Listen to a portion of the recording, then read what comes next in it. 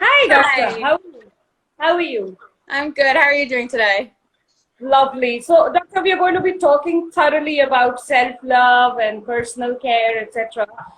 Today, and we are going to be talking about intensely about nature of relationships and how an individual can, Yes. develop on a lot of healthy kind of exercises to go on with to make the relationship all the more beautiful. We welcome you on board, Doctor, today. Thank you. Uh, I'm excited to be here. Lovely. Let's start with the interview. Then I would also urge at this point our viewers to please come up with your questions. The problems that you're facing in your relationship is important, in fact, very important. And we want you to come up with your questions and we will take them on as we proceed into the show. So, Doctor, since we are talking about self-help in handling relationships, is there a method or a therapy medium that is, let's say, designed for an individual to work with? Like you do not have to seek professional help. You can maybe, do those little exercises on your own and get on with it. Yes. So there's a lot of different types of therapy. Some of them are really focused on understanding someone's past and how that impacts their emotion and their perception of the world. Some of them are focused on our thoughts. And one that I Mm-hmm. really like is called DBT, which is dialectical behavior therapy. And this one I really like is because it's focused on teaching skills. So in addition to the emotional piece and understanding causes of behavior, it teaches a lot of skills. And some of the skills that it teaches are interpersonal effectiveness skills. And so those are really helpful for relationships. And they're really nice because it's laid out in such a clear format that it's easy for someone to really grasp and understand. So DBT, dialectical behavior therapy, is one that I practice and one that even today I can go over some of the skills that can be used. Okay, so we will be discussing DBT today in detail as stepwise, yeah?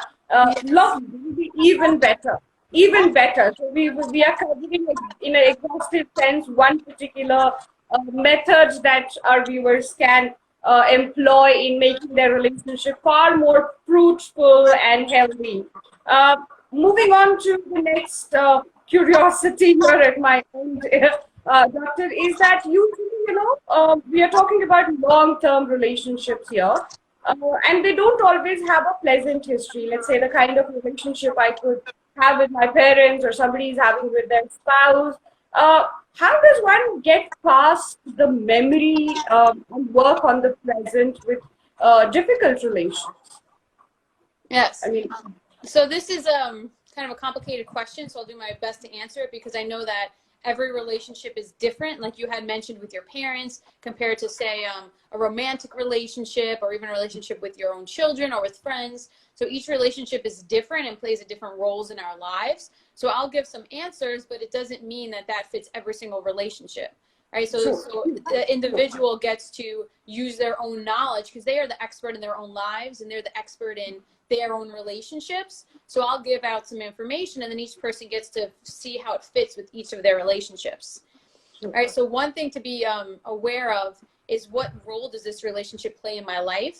Right, so for a relationship that maybe is more important or one that we really want to hold on to, you're going to act differently towards that relationship than towards a relationship that maybe you could be okay with not being part of your life. So maybe like some friendships might fall into this category where if they're very draining towards you, you might want to take a step back. And that doesn't mean that you need to not have that relationship anymore, but it might be something that you don't want to be as emotionally invested into.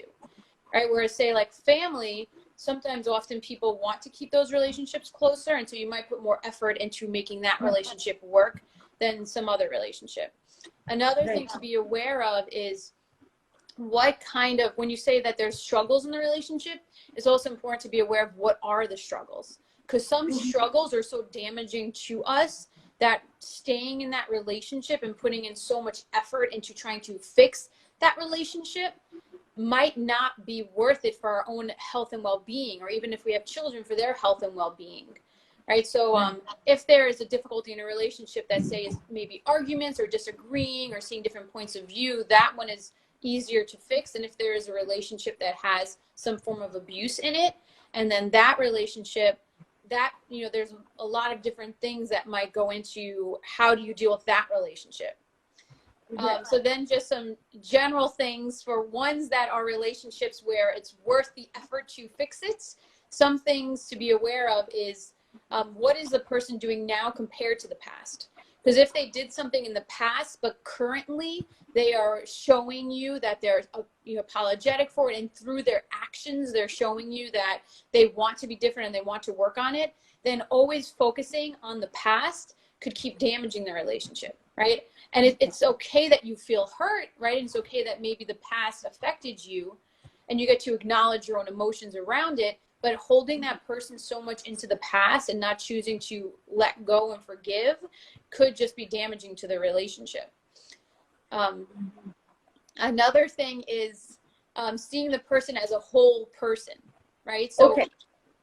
Yes. So all of us have our own struggles, our own flaws, our own things that we're working to.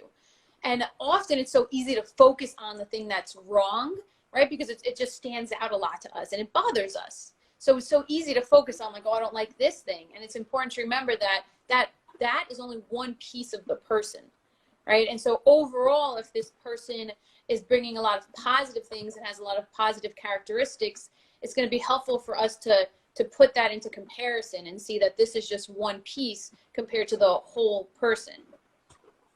Oh, beautiful. So just kind of summarizing what you said for the viewers once, so that we can move on to the next question. So you need to take care of them. You have to understand that it is only when a person is genuinely working towards not repeating the past mistakes that have hurt you, is that a okay relationship. Otherwise, can it be categorized as an abusive relationship if a certain behavior that affects you negatively is being repeated over time? Yes, exactly. So if someone, because a lot of times what happens in relationships that are abusive, and they could be physically abusive, they can also be emotionally abusive. But what happens is a person will do something that's hurtful to their partner, and then they'll go through a whole cycle of apologizing. And it's a whole cycle that's been studied where it's the abusive piece, and then right after that is apologizing and kindness and something called a honeymoon phase, where the person tries their best to repair the relationship. They try their best to apologize, tell them how much they love you, how much they need you, all these things, so that the person who's being abused in the honeymoon phase starts to think, oh, maybe this relationship is okay. Maybe they're really sorry. Maybe this won't happen anymore, right? And they almost feel guilty, like, oh, I should stay in this. I should help him. He's trying, or she's trying, whatever it is, right? Because it could be men or women.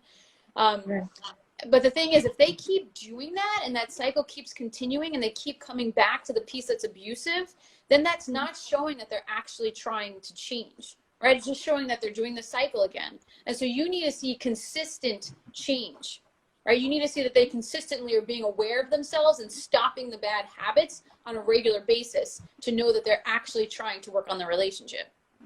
Right. Thank you. Thank you. That's really helpful. Dr. Maddie, relationships are, as it is emotionally very, very invested. Both of the people who are part of that relationship are very invested, and through some of us may be in a relationship because that fulfills the idea of validation for us. So, this process of validation seeking stage is something that all of us have gone through at one time or the other in our life. Yes. How does one break free of that? I mean, how does one get to a point where one really, comes back home and says, it's okay? Is that possible? Or being liked? It's possible. It's not easy, but it's possible because human beings are social. And so we like having connections. We really desire other people to connect with us and approve of us and understand us. So it is difficult when we're feeling invalidated by people in our life to learn to validate ourselves. And what validation means is being able to say to myself or to someone else that your emotion makes sense, what you're experiencing makes sense, right? It's okay that you feel this way. It's okay that you have this thought or this emotion. right? And so we really desire other people to say that to us, because then it helps us to feel at peace with what we're experiencing. But unfortunately, we can't control others, right? It'd be very nice if we could in some ways, but unfortunately we can't. And so then we get to learn in those experiences to validate ourselves, right? We get to learn that other people aren't going to know the things that we're going through, right? Even if we tell them with our words, they won't fully understand. And so it's okay if they don't understand my emotion, right? It's not what I prefer. I would prefer if they did understand, but it's okay if they don't, because I get to use my own, I get to listen to my own wisdom and my own self. And I get to tell myself, like, it's okay that I have this emotion. I get to validate myself and my experience. And when I practice validating myself, it makes it so that when other people don't validate me, it doesn't feel as horrible. True, true, true. Beautiful, Dr. Maddie. But in relationships, there often comes a time when one is so full of complaints that one is thoroughly, I would say, emotionally charged up, and probably because of bottled up feelings, or I don't know, something that is repeatedly bothering them is not changing, and all of that. So, how does one deal with that emotionally charged up, really angry self in a relationship? How do you address that? These are great questions, because I know that when you have such intense emotions, you go into something that we called emotion mind, right? So we have like 3 states of mind. One is emotion mind, and emotion mind is where you act based just on how you feel, right? So you're not thinking logically, it's just my emotion, and then I'm going to act based on my emotion, okay? And then there's reasonable mind, where I'm acting just purely out of what is the facts, what makes sense, what is the reason and logic. And then in the middle there's wise mind. And wise mind is trying to understand both of those, because your emotions have truth in them. It's just that when we act only on our emotions, often we make the situation worse, right? So if I'm really angry, and I might have a right to be angry. It might be a perfect legitimate reason for why I'm angry, but if I act out of that anger, I'm probably going to do something that's going to make the situation worse, right? But if I act only in reasonable mind, then I'm not acknowledging that my emotion is valid. And so I want to get to wise mind, right? And wise mind is what I know in my gut, like my wisdom, what I know to be true, and it's a balance between both of those. And so the way that you would do that, if you are very emotional or having a big emotion, is first to give yourself space, right? If you're very emotional, don't act right away, right? Give yourself space to calm down a little bit, right? And then when you calm down, it's easier for you to get into wise mind. When you're very emotional, the emotion is going to be all that you see. But if you give yourself space to calm down, then it'll be easier to go into wise mind. Okay. And then there is a skill. Is it okay if I go into a DBT skill? Please take your time. That's important for the listeners. Yes. And so there is a DBT skill, which is called Dear Man. And this skill is all about how do you make a request in an effective way, right? Because in relationships, we all need things. And other people might not understand our needs because they can't read our mind. And so it's only if we share our need with them and make a request that we'll be able to get our needs met. Okay. And so, Dear Man, if you use this skill, it doesn't guarantee that your need will be met, but it does make it more likely because it's an effective way of asking for something. Right. Okay. So Dear Man, I ask, let's say I'm really angry with somebody, and I go, you don't do this, and I've been asking you to do this, and this is what you do all the time. How can I make it sound nicer? How do I do the Dear Man thing? And I've done that before, so I totally understand that. So a way that you can make it sound nicer. So I'll use your example to go through the Dear Man skill. Okay. Yeah. So Dear Man is an acronym. So each letter stands for a part of the skill. Okay. So the D stands for describe. And so describe means just state only the facts. No emotion words, no interpretations of the facts, no judgments, just purely the facts of the situation. Okay. So in your example, let's say the thing that I'm mad at is that I asked my partner to take out the garbage like 10 times and they're just not taking out the garbage, right? And now the house smells and I'm angry.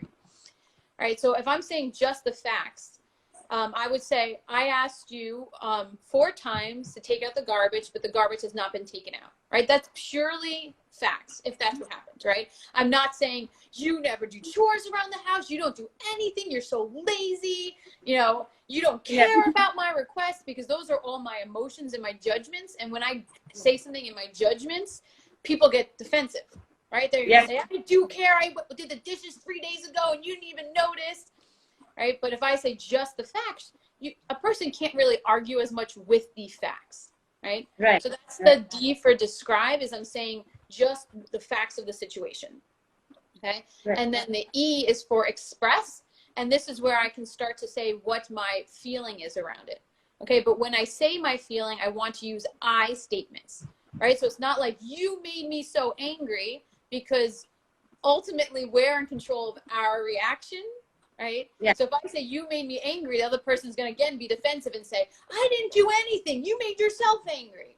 Right? So instead I want to say, right? Done that before too. I'm sure all of us have. I mean, how many of you connect to this situation? Please let us know in the comment section. Yes, yeah. Exactly. And so if I instead say an I statement where I say, I feel upset or I feel angry, then I'm taking ownership of my emotion, and someone can't really argue as much with your emotion when you're taking ownership of it, right? So I would say to the person, I asked you 4 times to take out the garbage and the garbage has not been taken out. I feel overwhelmed when you don't take out the garbage, because then I have more things to do in the house. Right? And so it's an I statement. I feel angry when I ask you something and you, on 4 occasions, and you do not answer me.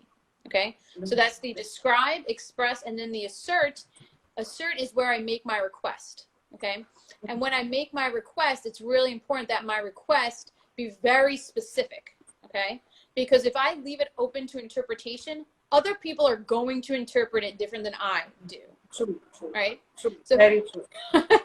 So if I say to my partner, please clean the kitchen, they might think, you know, just wiping down the counter is a clean kitchen, right? And I might think, no, you need a dust, and you also need a mop, and you also need to do this. But since I wasn't clear in what I asked, they could say, I did what you told me to do, because they're interpreting it differently, right? Yeah. So I need to be very clear in my request, in my assert. So please take the garbage out to the curb, right? Please take the garbage in the kitchen and in the bathroom and bring it to the curb. Okay, because now it's very specific. That is a lot clearer, and it's not left open to interpretation. Yeah. Doctor, at this point, I would like to kind of quickly go through the comment section here so that we are all part of this conversation. There is a question from Diksha. She's saying, how do I spot the early signs of a toxic relationship?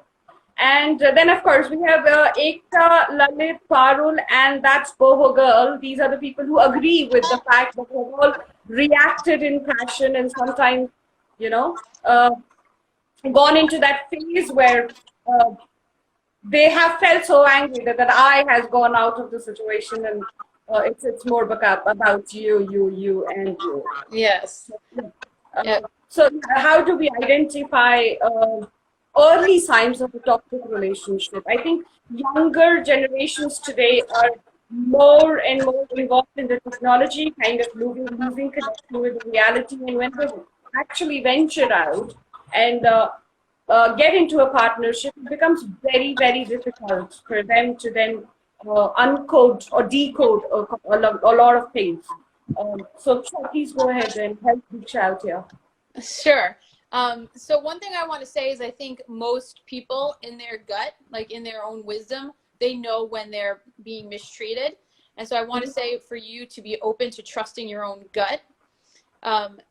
So that's one thing, is like learn to just trust yourself, because you have wisdom, right? You have it in you, and you get to learn to trust it.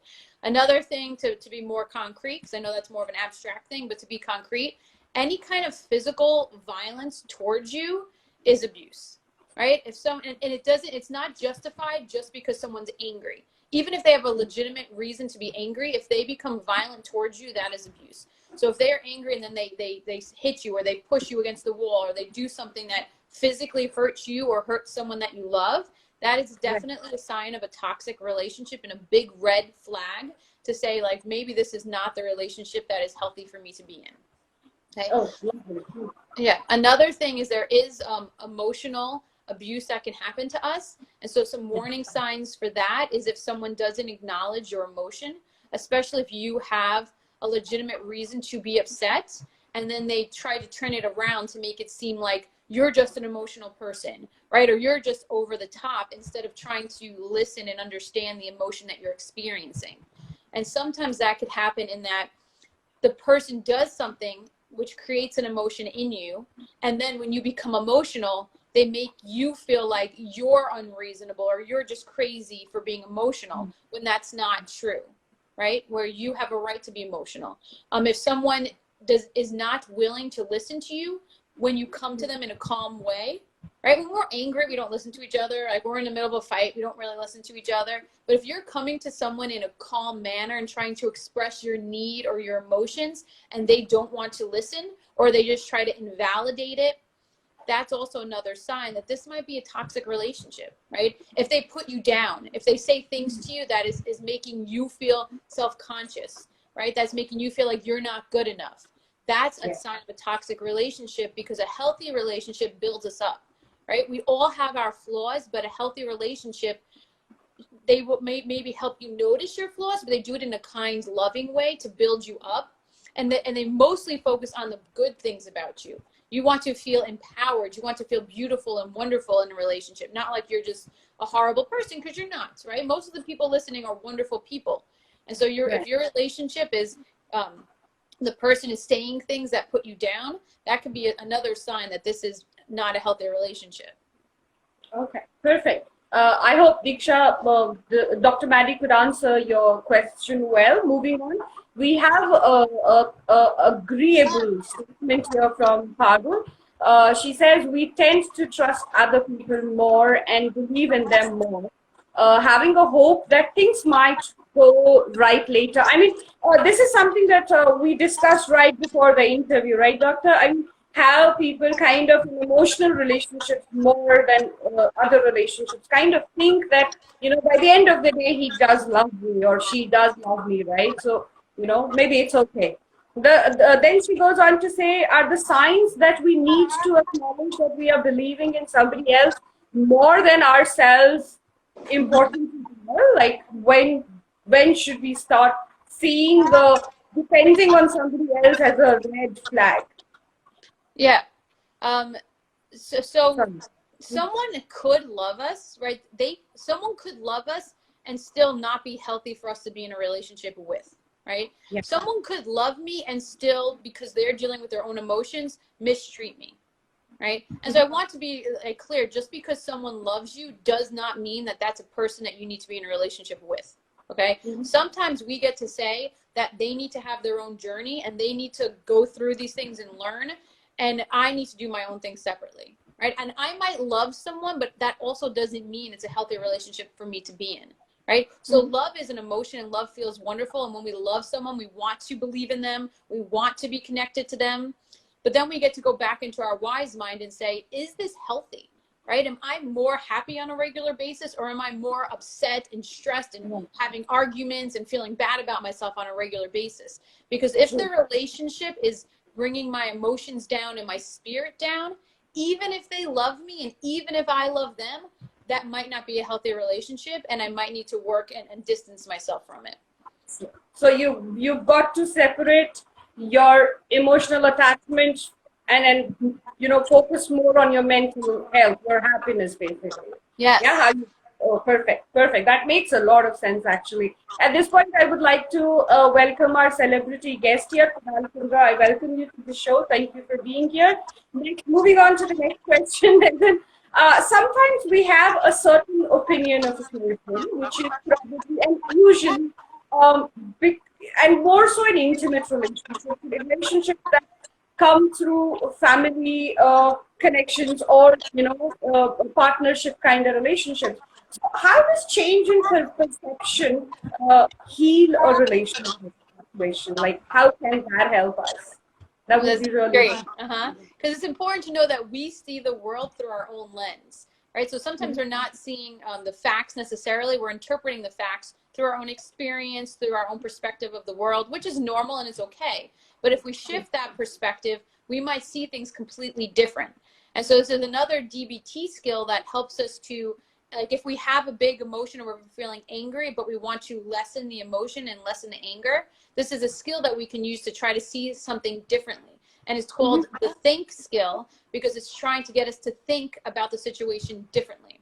Okay. And so the first, the T stands for think. Okay, so it's a think skill, and the T stands for think, because it's saying, like, is there another way that you can choose to see this? Is there another way that you can choose to think about it? The H is for have empathy.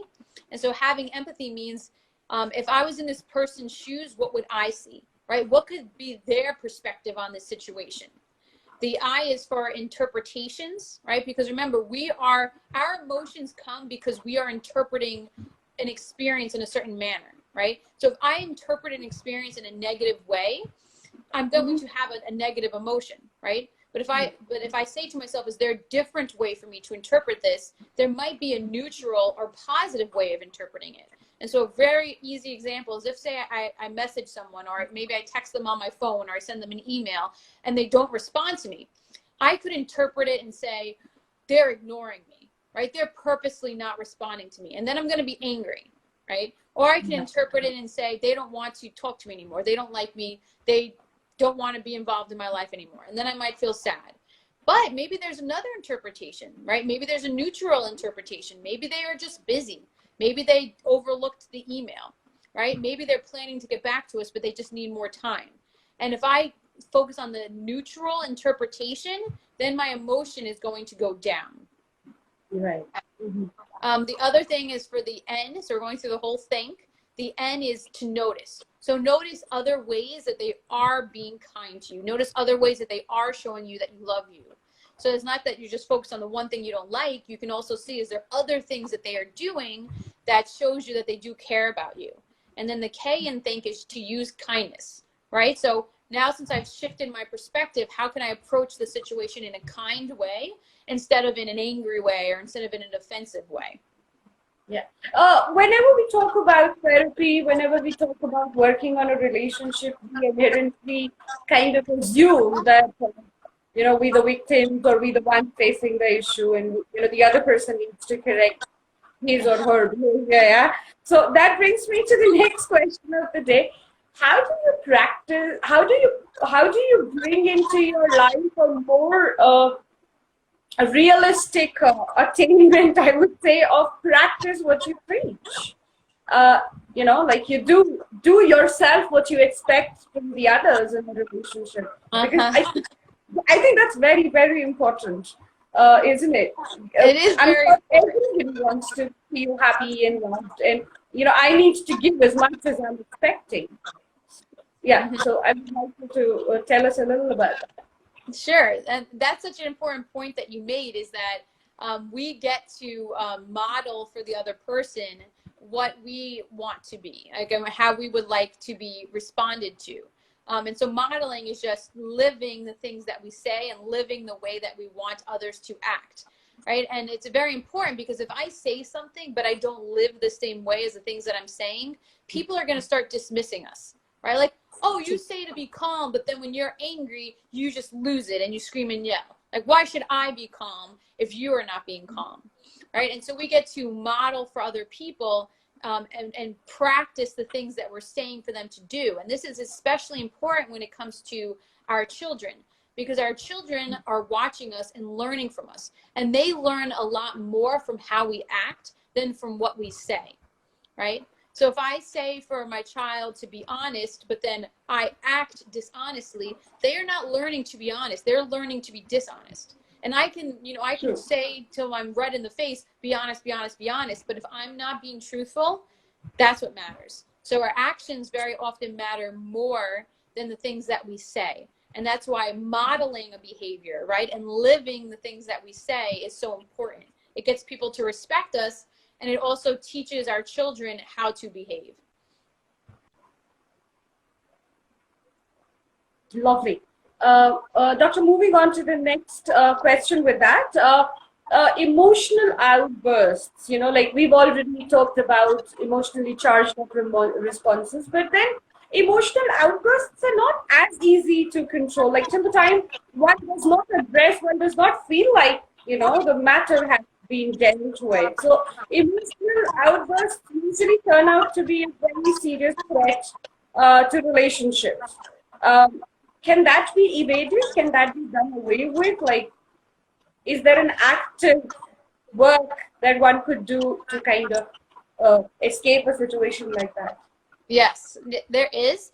And I'll give you some tips for it. And it's also hard to do. So I'm going to talk about it. And when I speak about it, it might sound easy, but it's hard to do. And it takes practice. So if you are not perfect when you try this, that's to be expected. And you get to forgive yourself and then just keep moving forward and practicing. Okay.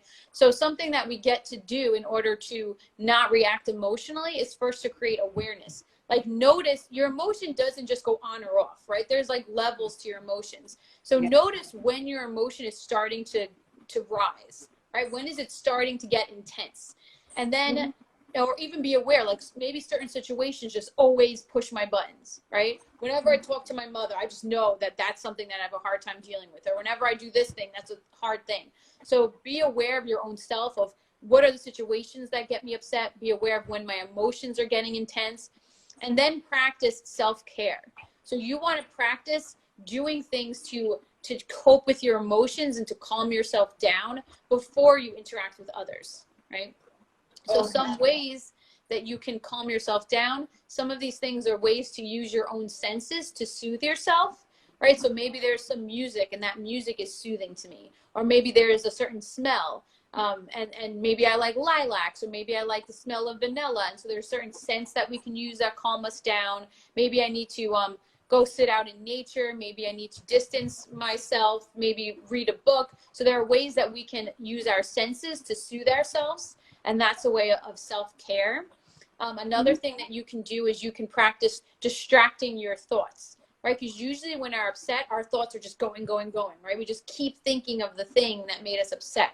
So instead, do something that distracts your thoughts, right? So maybe you want to do some sort of puzzle, or maybe you want to go and read, or maybe like anything that's, maybe even watch something that you can focus your thoughts on that and not on the thing that makes you upset, because then that helps to calm you down also.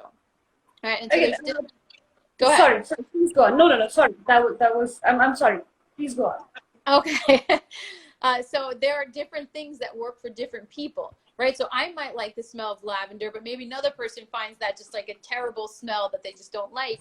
And so you get to know, like, what are the things that are soothing for me? Maybe I like drinking some tea, and to me that's soothing, right? So you get to learn what is soothing for me. And then when you're in that emotional space, choose to go do the thing that is soothing to calm you down, instead of engaging in the emotion and instead of engaging with a person when you are emotional. Lovely. I'm sorry, doctor. I was reading Parul's question, and that is what made me interrupt you. Apologies for that. That's okay. Yeah. So Parul here says that sometimes when I am in my emotional outburst state, the meanest side of me comes out. Parul, just so you know, you're not alone there. We've all, irrespective of gender, age, maturity, etc., we've all been there at some point or the other. Yeah. So nothing really to be ashamed about, but doctor would like to answer that better. But right, doctor? She says, I think one has to identify where the triggers are. Sometimes you know the triggers, but it just has a magical taking over, and you just don't know what it's like. What do you do in that state? Yes. Well, I'm very happy to hear what you said of that. We've all done that, right? So you get to be forgiving towards yourself. It's not ideal, but it is human. And so it's okay that it's that you like forgive yourself that it happens. So how do you identify your triggers? When you're in the moment, sometimes you don't know your triggers because you just go straight into your emotions. So it's going to be helpful after the situation to reflect on what happened, right? Like just walk yourself through it in your mind. Like just do a little like thought experiment and walk yourself through it and notice at what point did my emotions get really large, right? At what point did it become very intense for me? And then for yourself, just reflect on what was the thing that did trigger me in that situation, right? And so a lot of times reflecting on an experience after it, but not in a self beat up way, like don't be mean to yourself, just more in a how do I learn from this way. Reflect on it and say, okay, like what was it that stirred this emotion up for me? And then as you see that, you can, and even notice patterns, right? Or there are certain patterns, there are certain days of the week, or there are certain experiences where I become more emotional. And when you notice patterns, it's almost like being a detective. And then you can like solve the case and figure out what was it? Like what was the thing that stirred up my emotion? Sure. Beautifully put. Doctor, at this point, I would like to go back to the beginning of our conversation. You mentioned the therapy, and you called it dialectical behavioral therapy, if I'm not wrong. Would you want to please elaborate on dialectical? Like, please walk me through the entire concept of dialectical here. Yes. So dialectical is such an interesting concept. It's a way of trying to see the world. And dialectical means that two things that seem like opposites can actually be true at the same exact time. Okay. So usually what gets us emotional is that we see the world in a very like this or that way, like a black or white way, like that something is good or it is bad, that a person is good, like a good friend or a good partner, or they're a bad friend or a bad partner, right? A good parent or a bad parent. And dialectical is saying that it's more connected than that. Like there's more of a balance between things, that something could be good in some ways and also like maybe not good in some ways. So dialectical is saying, how can I see both sides at the same time, right? So even for a relationship, right? My partner might do something that I don't like, but that doesn't mean that they are necessarily a bad partner, right? They could do something that I don't like, but there's also a lot of things that they do that are good. So someone could be a good partner and do something that isn't the best at the same time. So that's what dialectical is. Instead of seeing extremes, how can I see the whole spectrum for myself? Like there might be something I do not like about myself, and most of us have things that we would, prefer were different. But if I'm being dialectical about myself, I can say, there's this one part about me that is not my favorite. And overall, I'm still a very good, worthwhile person. Right? And so that's what dialectical is that balance in the world. That brings me, and I hope I'm pronouncing your name right. There's a viewer called Joby Jose. He says pattern, and that is where you got me. I mean, that echoes with me right now here because we are not always so objective with ourselves. We are very, very, careful about our emotions, and we definitely have some story to back that up. So, how do you identify your patterns easily? I mean, how do you do it on your own without somebody telling you? Yeah, without someone telling you. It takes a lot of willingness to, and I think the dialectical piece comes in here because it takes willingness to admit that we are not perfect, right? And it takes an openness to say that I can have a pattern, I can have triggers, I can have bad habits.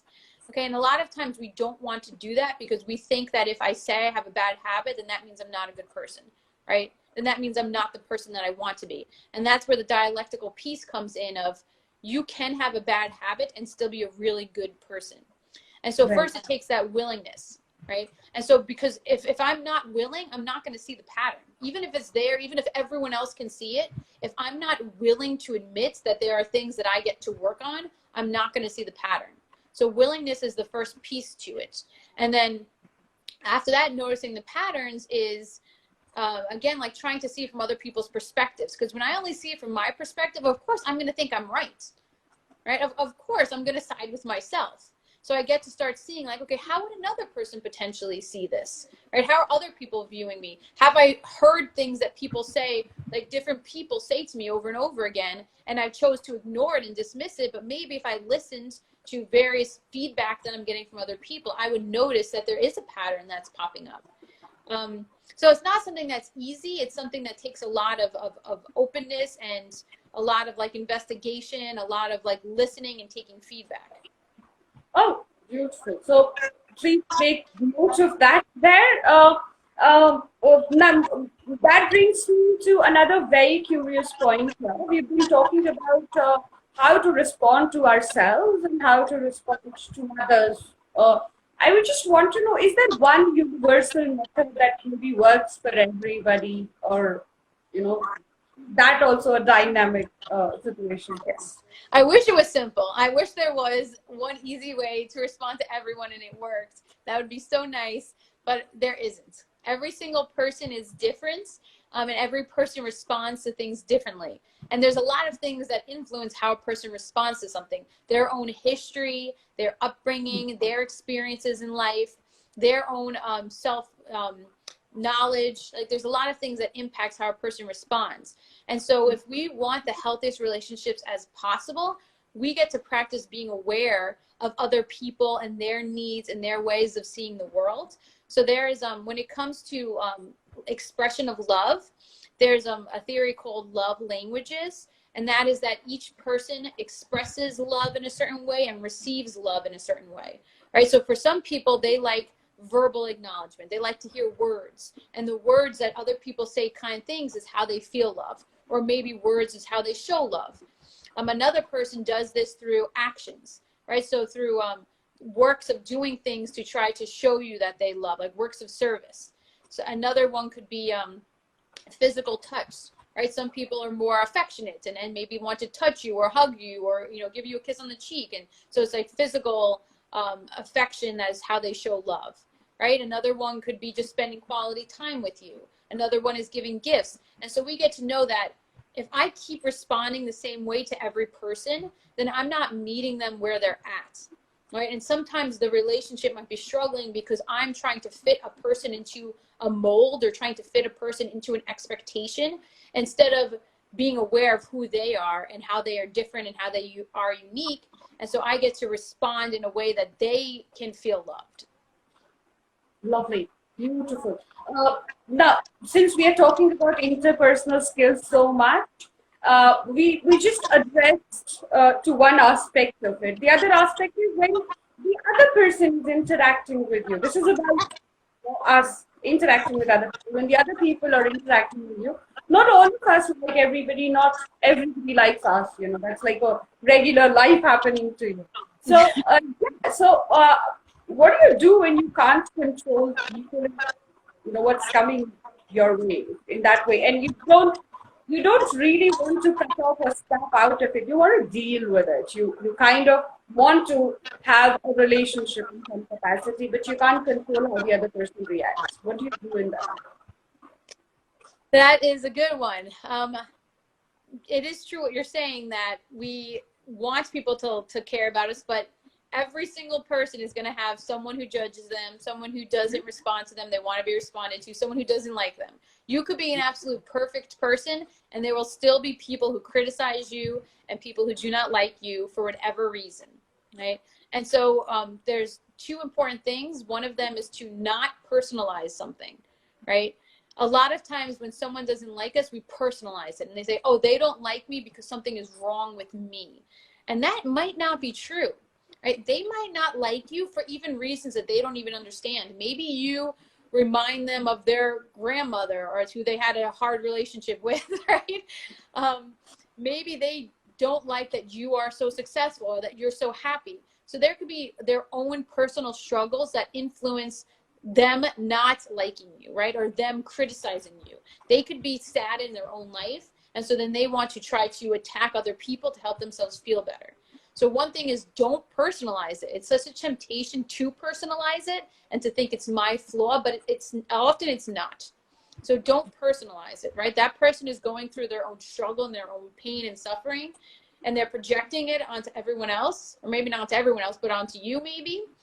And so that's okay. That's their experience. They have to get through it, but it's not about me. Okay, so don't personalize it. And the other one is to practice acceptance.